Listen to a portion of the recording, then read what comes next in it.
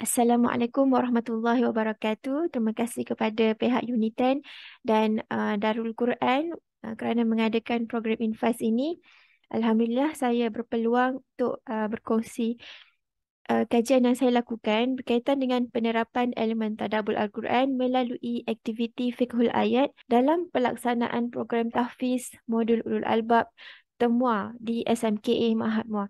Okey. Kajian ini dilaksanakan bagi mengenal pasti tahap pelaksanaan aktiviti fiqhul ayat dalam mentadabbur Al-Quran di SMKA Mahatma dan mengenal pasti kaedah pelaksanaan aktiviti fiqhul ayat dalam kalangan guru temua. Kajian ini mengaplikasikan metod penyelidikan kualitatif dengan menganalisis kajian-kajian berdasarkan sumber artikel, tesis dan data-data daripada pihak sekolah. Selain itu, saya juga melakukan temu bual bersama dengan beberapa informan terpilih iaitu daripada kalangan JKMP Temua, Timbalan Penyelarasan Temua di sekolah dan juga guru-guru temua yang mengajar. Jadi hasil kajian mendapati bahawa tahap pelaksanaan aktiviti fiqhul ayat dalam mentadabbur Al-Quran berada di tahap yang sedara tinggi. Okey, di samping itu majoriti guru temua juga menerapkan elemen tadabbur Al-Quran dan kemahiran bahasa Arab sebagai kaedah pelaksanaan aktiviti ini. Jadi untuk kajian ini saya meletakkan tiga objektif iaitu yang pertama ialah mengenal pasti tahap pelaksanaan aktiviti ini. Kedua, mengenal pasti kaedah pelaksanaan aktiviti fiqhul ayat dan yang ketiga ialah mengenal pasti kesan tadabbur Al-Quran dalam pencapaian hafazan pelajar berdasarkan pandangan guru. Okey, kita akan lihat setiap objektif ini hasil kajian dia. Untuk objektif yang pertama, tahap pelaksanaan aktiviti fiqhul ayat ini dalam mentadabbur Al-Quran berada di tahap sederhana tinggi. Okey, sebilangan besar guru melaksanakan aktiviti fiqhul ayat ini selepas aktiviti tasmik para pelajar pada setiap hari. Sebilangan kecil pula melakukan hanya seminggu sekali sahaja. Okey, menurut JKMP Temua, pihak sekolah menyusun aulawiyat pelaksanaan aktiviti ini mengikut tuntutan peperiksaan SPM. Jadi lebih banyak fokus kepada menjaga kualiti hafazan dan murajaah para pelajar. Kemudian kita lihat kepada objektif yang kedua, kaedah pelaksanaan aktiviti fiqhul ayat dalam kalangan guru temua. Okey, saya bahagikan beberapa perkara iaitu waktu dan masa pelaksanaan dan kedua cara pelaksanaannya. Okey, kebanyakan guru-guru di SMKA Mahatma ini mengaplikasikan melakukan aktiviti fiqhul ayat ni agak dinamik dan fleksibel lah. Diikut kesesuaian pelajar. Kebanyakan kumpulan guru-guru dalam kumpulan melaksanakan aktiviti fiqhul ayat ni sebelum melaksanakan aktiviti tasmik. Ataupun ada juga yang melakukan selepas aktiviti tasmik. Ini majoriti. Tapi sebilangan kecil yang guru-guru yang melaksanakan aktiviti fiqhul ayat ini sehari sahaja dalam seminggu. Sebagaimana dalam keliling lah. Mereka menggunakan kaedah pendekatan terkumpul. Bermaksud dalam seminggu tu pelajar akan menghafaz muka surat 10 hingga muka surat 14.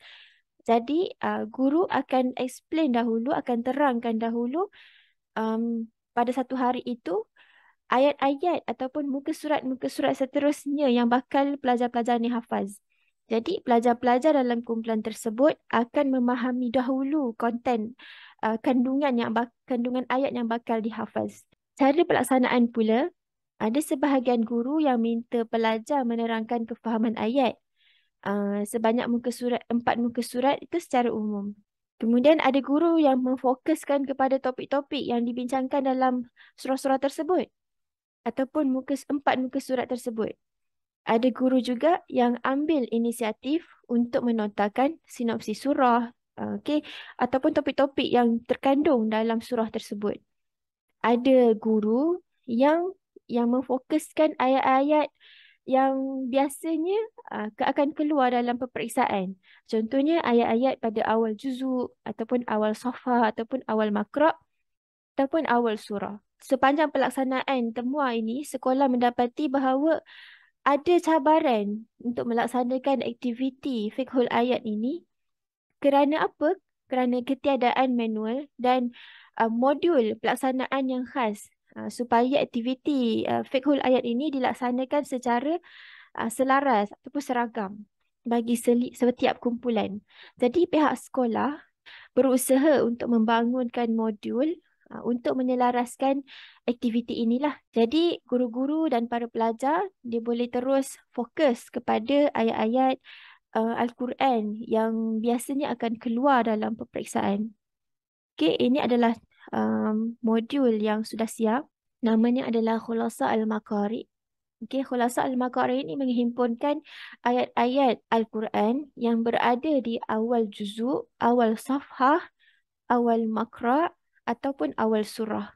Jadi guru-guru dan pelajar hanya fokus kepada ayat-ayat ini kerana berdasarkan 9 tahun pelaksanaan temua di sekolah, guru-guru mendapati bahawa kebanyakan pattern soalan tu kebanyakannya keluar kepada ayat-ayat yang berada di awal juzuk, awal safha, awal makra ataupun awal surah.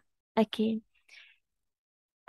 Dalam kajian ini juga saya melihat bagaimana aspek tadabbur itu boleh memberi manfaat kepada pelajar dari sudut pendidikan akademik dia. Jadi saya melihat antara perintegrasian antara dua elemen pendidikan akademik dan pendidikan tahfiz ini, fiqhul ayat sesungguhnya sangat membantu. Namun dari sudut pelaksanaan masih kurang lagi ditonjolkan, masih kurang di-highlightkan. Okey. Terdapat juga guru yang pandai untuk mengkaitkan misal kata ayat-ayat kauniyah ataupun ayat-ayat yang ada relate dengan beberapa subjek Al-Quran. Sebahagian guru boleh mengkaitkannya tapi tidak terlalu highlight dan sekadar hanya untuk kefahaman pelajar. Okey. Kemudian kita akan lihat kepada objektif yang ketiga. Okey, Alhamdulillah elemen tadabbur ini ternyata dapat membantu para pelajar untuk menghafaz Al-Quran lebih mudah lagi, terutama bagi pelajar yang mempunyai prestasi hafazan yang sangat lemah. Tadabbur Al-Quran ini membantu mereka. Namun dari sudut kekerapan pelaksanaan itu bergantung balik kepada prestasi pelajar tersebut. Okay, jika pelajar itu um, perlu banyak difokuskan kepada murajaah, maka guru akan memberi perhatian kepada aktiviti murajaah dan hafazan baru. Namun apabila adanya Khulasa Al-Maqari tadi, okay, modul Khulasa Al-Maqari yang diusahakan oleh pihak sekolah, modul ini alhamdulillah memudahkan para pelajar untuk menjimatkan masa dalam dan boleh fokus kepada murajaah dan hafazan. Jadi kesimpulan dia ialah disebabkan ketiadaan modul untuk menyelaraskan pelaksanaan aktiviti fiqhul ayat ini dan kurangnya penekanan tadabbur Al-Quran ketika menghafaz Al-Quran, maka pihak sekolah mengambil inisiatif untuk membina modul pelaksanaan aktiviti fiqhul ayat ini. Dengan fokuskan kepada beberapa ayat yang selalunya keluar dalam peperiksaan, kemudian ayat-ayat itu difahami dan ditadaburi agar apabila pelajar berada dalam peperiksaan, pelajar boleh menjawab soalan dan sebagai bonus mereka boleh faham setiap cerita ataupun tema-tema utama ataupun tema-tema umum yang ada pada surah-surah tersebut. Okey, jadi itu sahaja daripada saya. Sekian wabillahi taufiq wal hidayah. Assalamualaikum warahmatullahi wabarakatuh.